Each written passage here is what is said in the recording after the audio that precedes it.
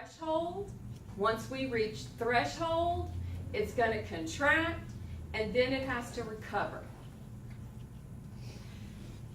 This is called the all or none principle.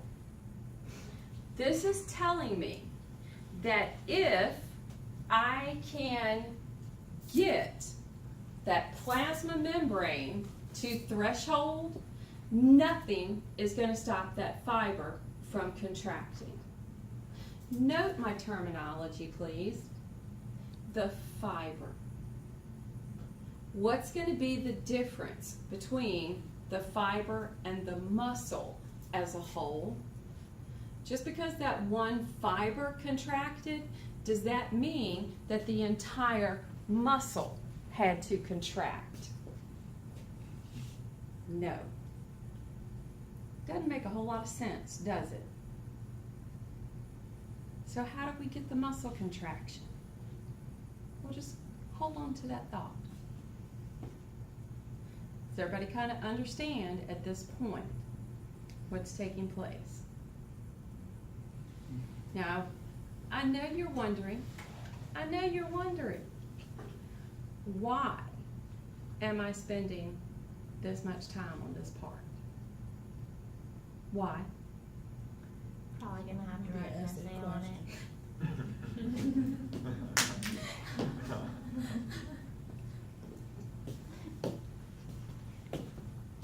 Well, other than having to write an essay, okay? Why would I need you to understand this part? Clinical importance. It's of clinical importance. Why? I'm like the little 3-year-old in the back seat now. Why? Because patient coming through the system and look at that, you know what's going wrong. Because they could come in and tetany, they could come in, muscles not moving at all. And they could start doing tests, running tests. Some of the tests they're going to run, sodium, potassium, magnesium, all these little ions, the calciums. So far, how many have I talked about? We've talked about the sodium. We've talked about the potassium. Now, chlorine is involved in muscle contraction also. Chlorine?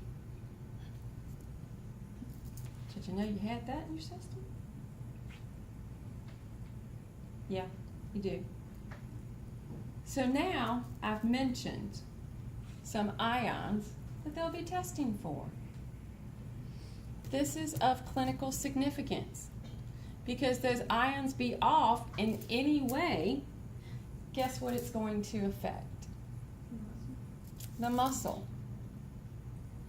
If it affects the muscle, if it's going to affect the muscle of the skeletal system, do you think it's going to affect the muscle of any other system? Do you think it's going to affect any other type of muscle in the body? Because skeletal is only one of 3. How many other types do we have? 2. We've got smooth and we have cardiac.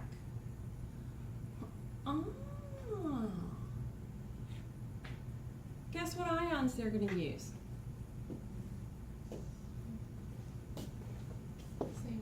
Calcium, sodium, potassium. Are you, any little light bulbs going off to the clinical significance? Excellent, excellent. Now, for the entire muscle, not just the fiber, okay? For an entire muscle to get a contraction, we're going to be dependent upon how many of these fibers that are in that muscle that have their terminal end from that nerve get the action potential. because every single cell, fiber, every single one is going to have their terminal end coming to them from that nerve. And for every muscle that we have,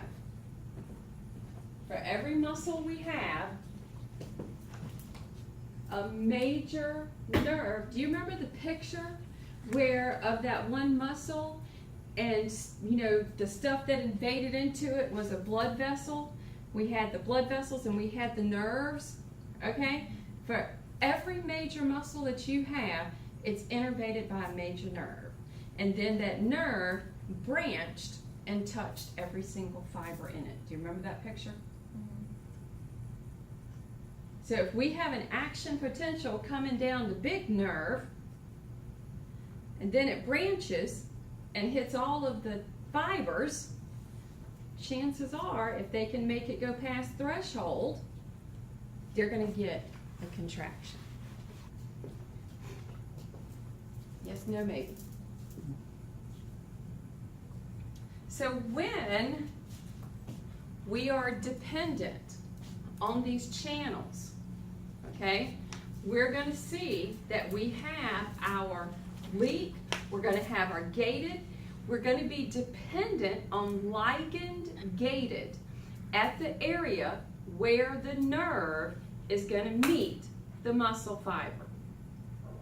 For everything else that takes place, we are dependent on voltage gated.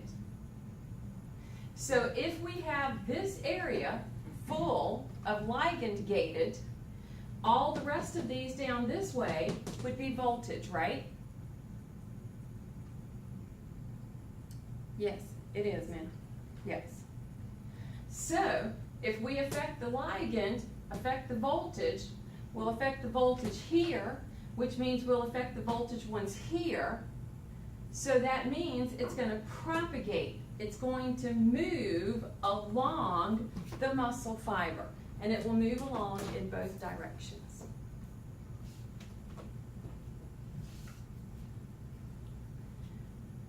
So the action potential is said to propagate. So if I have my area where the action potential moves in, and I've got section, section, section, section, a sarcomere, sarcomere, sarcomere, sarcomere, okay?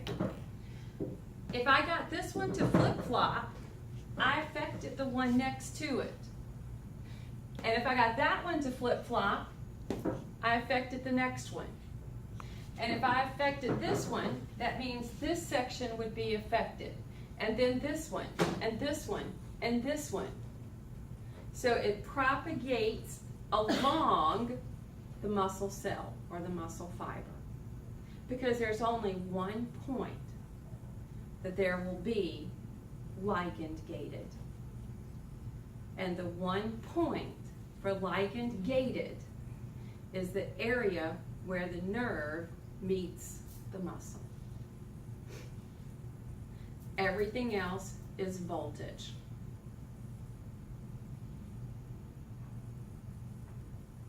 As this one is going to be more positive, note that the previous one that set this one off starts going back to being negative.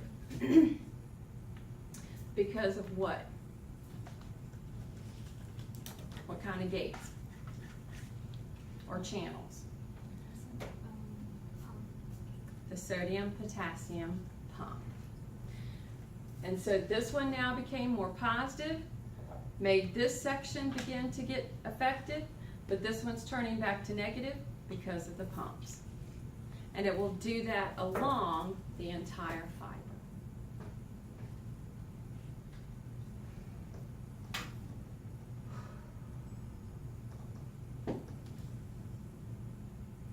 How's everybody's head?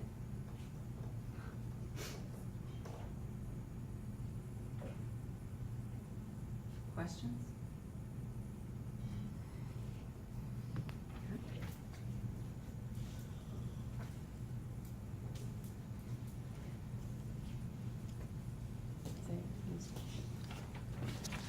All right, take a break, be back at 12:30.